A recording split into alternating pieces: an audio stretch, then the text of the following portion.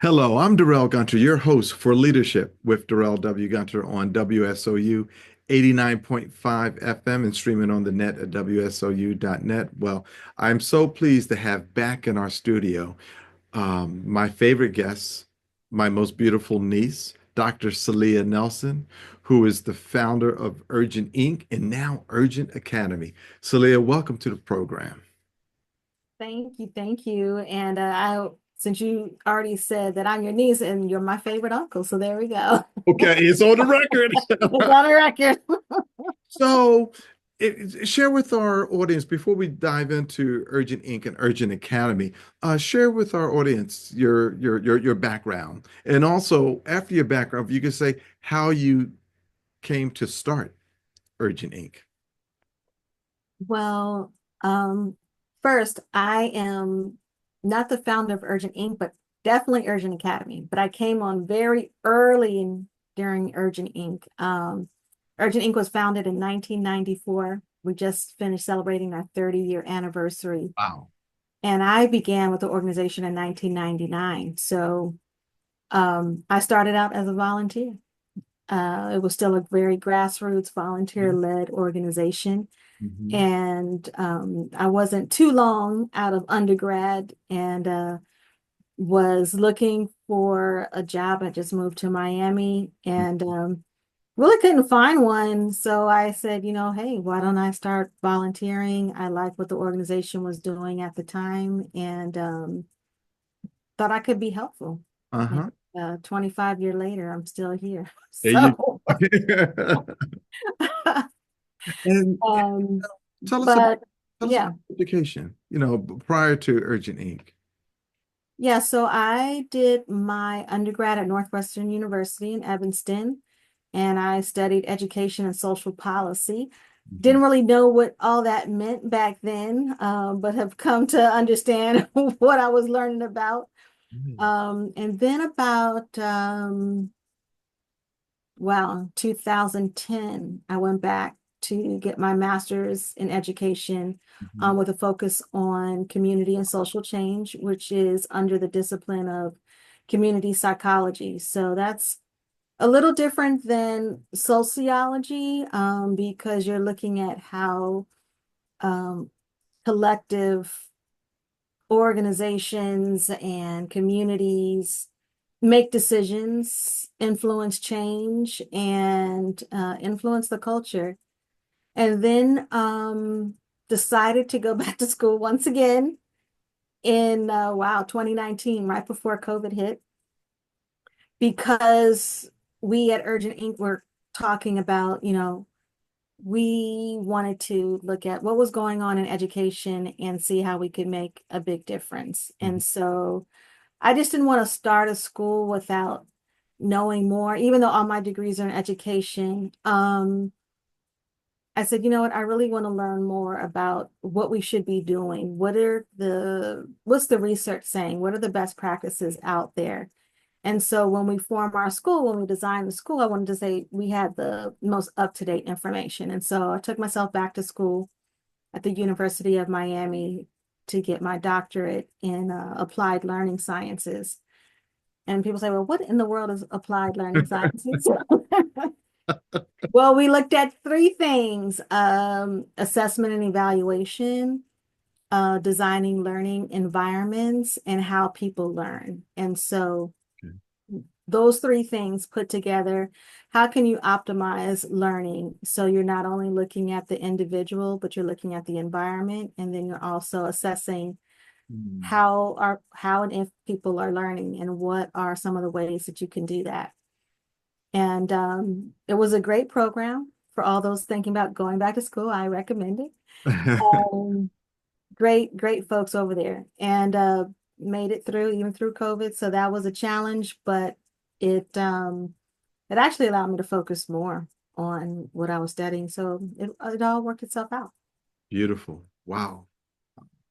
And so now, um, before we jump into Urgent Academy, Urgent Inc., you have been doing some phenomenal programs for years around STEM, around audio, media, video.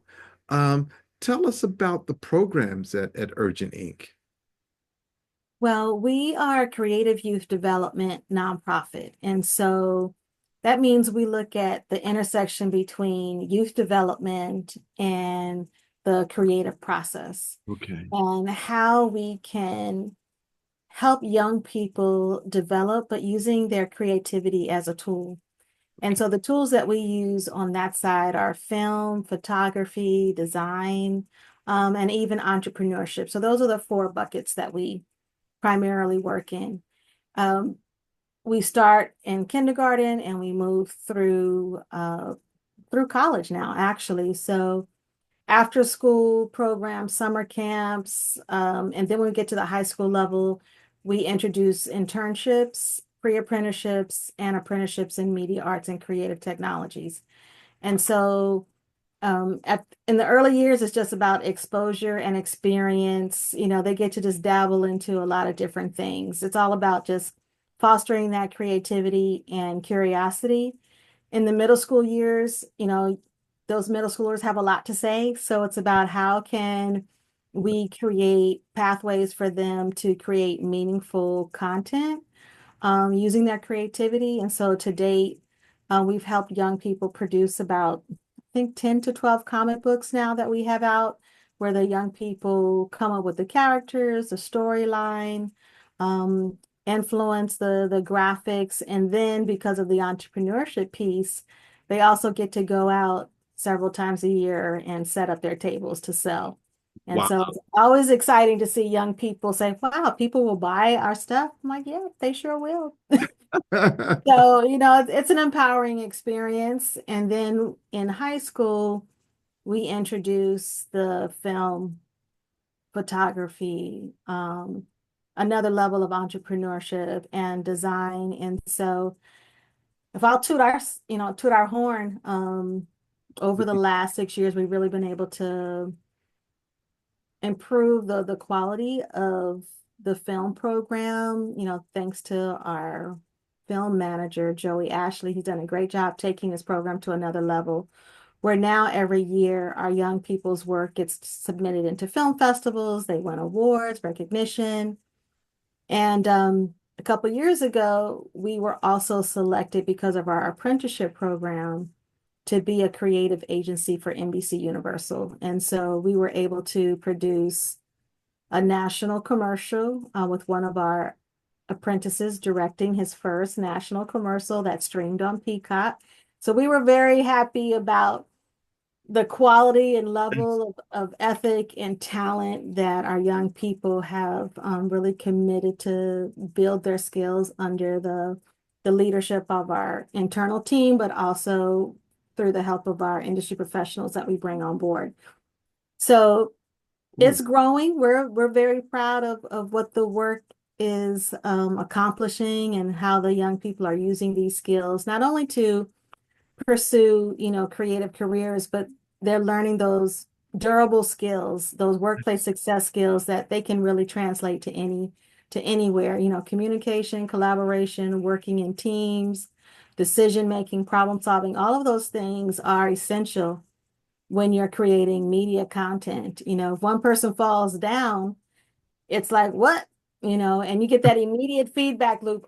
We got to do that again. That didn't hit right. So and so you get used to, you know, getting that immediate feedback on course correction without taking offense, right? And that's a skill. A lot of people can't take, you know, any form of criticism without, you know, right. walking away or blowing up. And so it's a testament to having those safe, low risk opportunities for young people to practice the skills that they need in today's world. Wow. That's huge. You know, I don't know if I know I've introduced your daughter to Pete Chapman when she was out in LA. Mm, But have I ever mentioned Pete Chapman to I you? don't think so. Pete Chapman, dear friend of mine, he's a director in Hollywood. Back in the day, I met him when he was doing a small film. He raised $500,000 to do a film called Premium. Hmm. And Zoe Saldana was the actress in the movie. Wow. And he did it in New Jersey. This is when I was living in South Orange. And I regret not going to the movie set. He invited me because, Deb and I had, were one of the investors. We had a small little piece that we invested, but Mhm. he's doing quite well. And I got to make sure that after this, I introduce you to Pete, because you name a TV show that's on TV, he's been a director of it. Oh, wow. Yeah, I would love an introduction. Yeah, absolutely. So now let's dive into Urgent Academy. So, what is the secret sauce of Urgent Academy? The secret sauce. When I Wow. say the secret sauce, I'm talking about you because you got this program that you pull together based upon Yeah. your knowledge, skills, and experience. But I think it's only fair to let the audience know that you're the oldest of four and how you managed that household when your mom was at work. But you were always very kind, you know, but but but but you knew who was in charge. You're very kind, but you're firm. But so you had that. So let's talk about your program that you have there at Urgent Inc. and how it's different from the current K through 12 that we have in the public school system. Yeah. So Urgent Academy is untraditional, but we are not alone in what we're doing. Been able to learn from two aspirational organizations that really were key influencers of putting the theory and research into practice. And so, give a shout out to Big Picture Learning and the high tech high schools. Both of those organizations are doing tremendous work around learner-centered education. And so when we talk about learner-centered education, it's about looking at the whole child and centering, several pillars in how you go about creating the learning environment for young people. And so one is you prioritize relationships. Ah. That's the first thing. You prioritize relationships. And so you really are intentional about learning who your students are, their lived experience, their allowing opportunities for their voices to be heard and influencing their learning environment. Mhm. And you are taking time within the school day to talk to them, not about academics, not about, you know, this and that, but about who they are as people and letting them share what's on their minds. And it could be academic, it could be social, it could be community, it could be any number of things, but relationships are at the center. And so part of our design model that we've adopted is the use of advisory. And this isn't your traditional advisory where you would, go to talk to your school counselor about, what are your goals for college. Advisory for us is an opportunity for those one-on-one conversations with students that we check in with them on a daily basis. And that's part of their school day. Also built into advisory is focusing on the emotional intelligence. So having young people practice those skills and elevating how they're feeling and putting words to that so that they can begin to articulate and communicate better with not only their peers, but their parents and in the work environment. Another key piece of learner-centered education is to help young people discover or take a deep dive into things that they're curious about. What are they wondering about? What are their interests? Um, what do they want to discover? What do they want to learn more about? And so they have an active opportunity to um, form the curriculum as part of their school day. And so that's part of the interest-driven piece of our educational model, where we seek to elevate how young people are exploring their interests. If you think about um, graduate school, right? You have by the time you get to graduate school, the expectation is that you have an interest that you want to take a deep dive on, and you get to really focus on what you care about. And because you care about it, most of the time you your aim is to do well, right? Right. You have a goal and intentionality about your learning that maybe did not exist before because you had to go through all the general studies piece. Right. Right. But, why do we need to wait till graduate school? Why do we need to wait until you have an opportunity to do a hobby or something like that, right?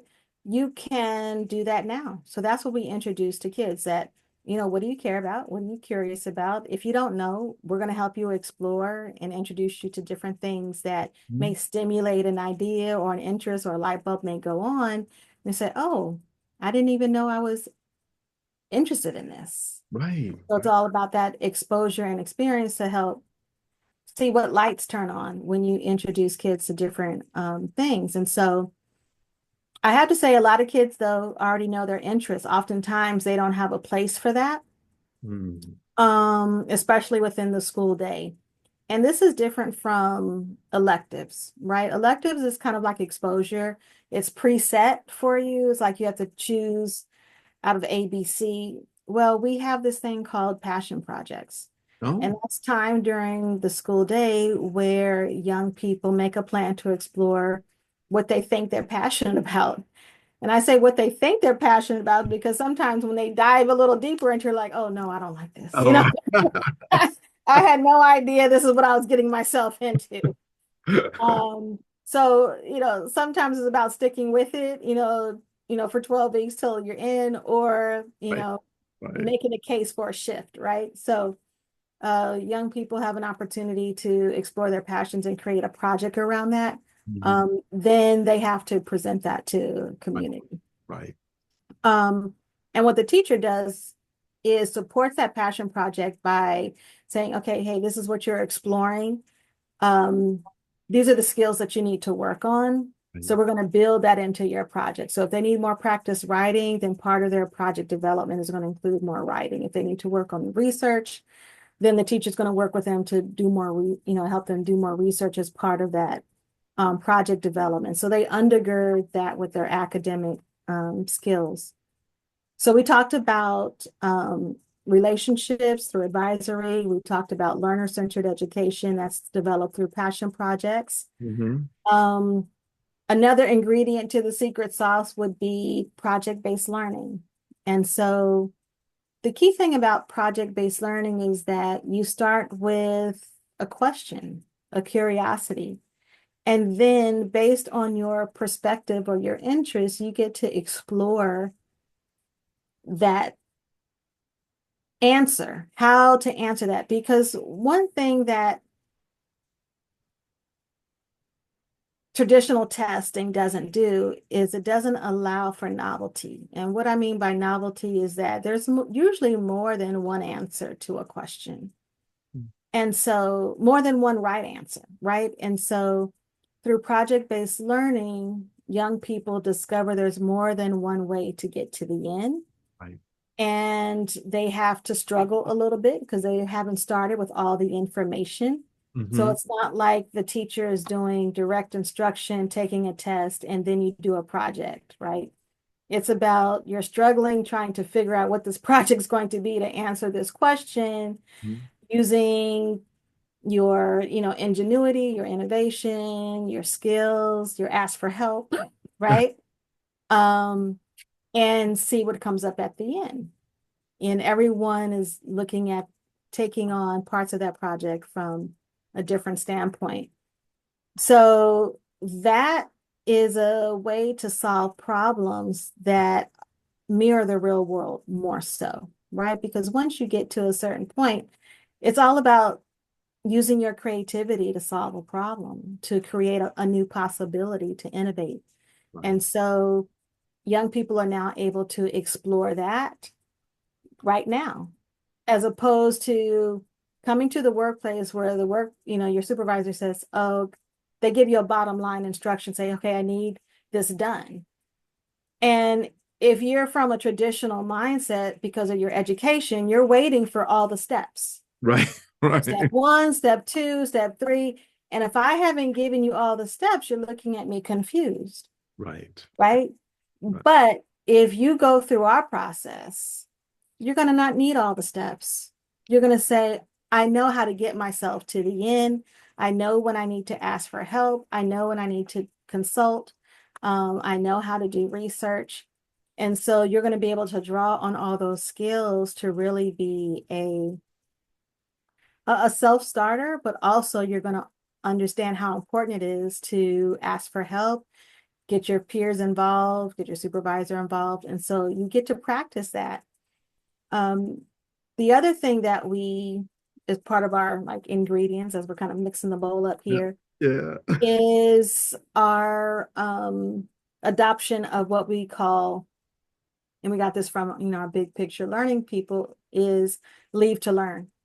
And so that means that they're not only learning in the classroom, they're learning out in the community with our community partners, and they're taking on projects as part of that experience. So it's about how we can connect the dots for folks, and this is why it's important to know this, and this is why it matters in this context. And so as part of that process, they not only get to interact with their teachers, but they're getting to interact with other professionals out in the community that's in their community, right? And so now it's not, these buildings and these institutions don't look foreign to the kids like, oh, I'm scared to go in there. Like, no, I worked there for 12 weeks, working on a project, or I'm over here and I know so-and-so because I had to go ask him a question. I had to film him for my documentary about ABC. And so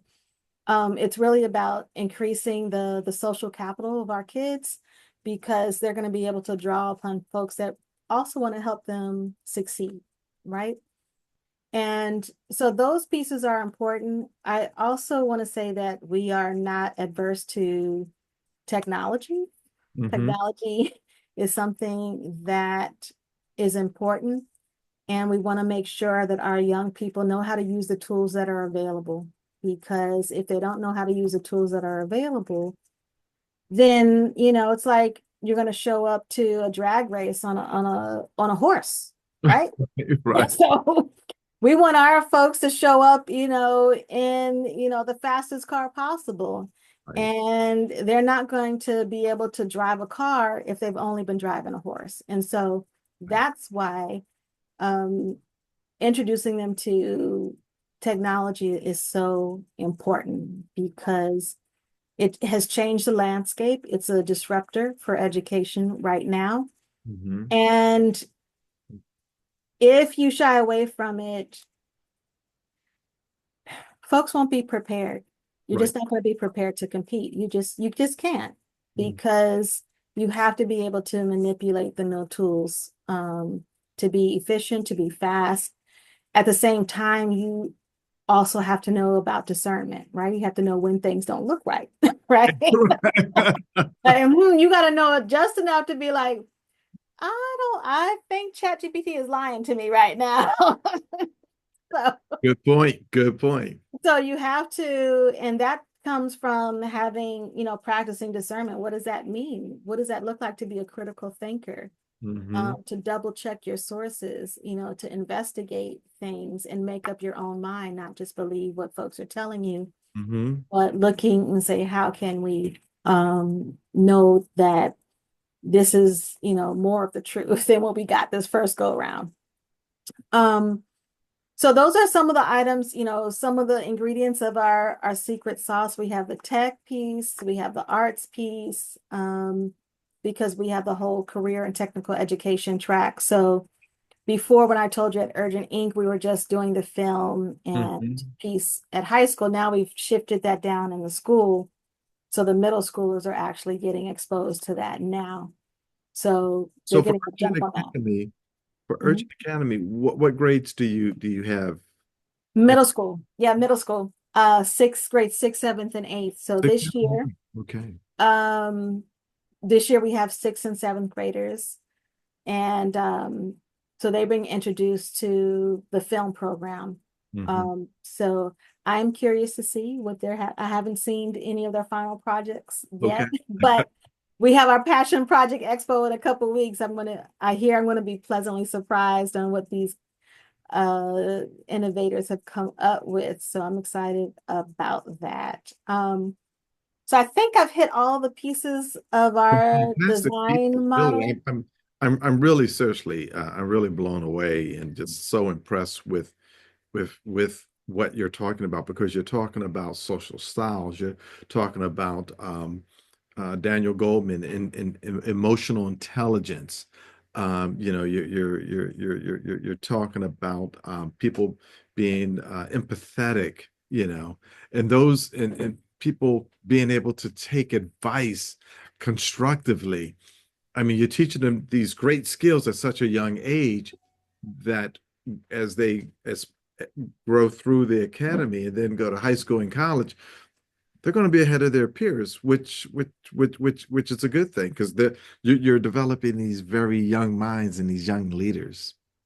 Absolutely. And going back to like when we're the three pillars of learning sciences, you have the assessment, the content, like how the content is being learned, and then the environment. So wanted to make sure I touched on, well, how do we actually know the kids are learning anything? Like all of this sounds like really pie in the sky, but if kids are not taking a test, how do you know if they're actually learning? So we have adopted what we call authentic assessment. And so authentic assessments or a performance-based assessment, depending on kind of what angle you want to Hmm. look from, is really the proof of learning. It's applied learning. So it's not just about taking a test, but it's about how are you applying that in a real context? How do we actually know that you know what 1/4 is? Because we said, okay, here, go bake a cake, but you didn't know how to measure. Like you passed the test on what 1/4 is, the word problem and everything, you were fine. But then we gave you the cake box. What happened? Right? So it's about, I did, 1 tablespoon of Right. salt versus 1 teaspoon. Oh, there's a difference there, right? So you see, so you see how when you take information and you put it in a real world context and what the proof of that is, how much did they actually understand? And through experience and trial and error, you're like, oh, these are why this knowledge is important. And so the other thing about taking grades out of the equation is, well, one, some kids really aren't motivated by grades. They'll be like, oh, a C is fine, a D is passing, Hmm. it's whatever. But if they really want to eat that cake, I think they're going to get the measurements right. So it's about changing that motivation to say, what do we care about and making that part of the context for their assessment of learning. For example, if we know that every 12 weeks, because we're on a trimester, we have presentations of learning, as opposed to they get a narrative report card with our specs for success, which is 8 learning domains. Hmm. They have to be able to talk about what they've learned. And so our 8 domains are quantitative reasoning, qualitative reasoning, social reasoning, skills, personal qualities. Um, and they had to be able to talk about those things Right. and provide evidence. So what's in your learning portfolio that says that I've demonstrated progress in this area? And it's not in front of just your peers or your teachers, it's in front of your family, it's in front of community that's invited to participate and give some feedback. And so that ups the ante, right? It's not a piece of paper that you just shove in your backpack and keep going. No, it's So about we're this is gonna what we're doing. we're gonna have to have you come back because we are out of time. Oh, wow. But real quick, where can people make donations to get more information about Urgent Academy?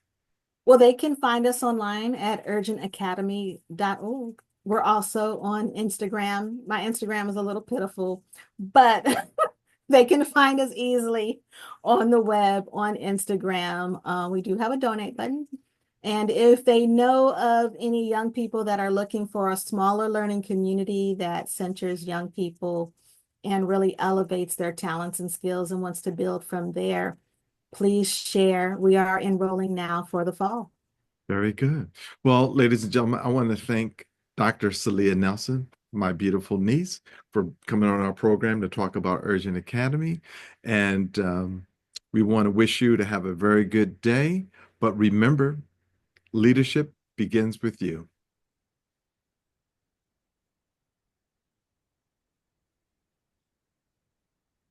Are we off?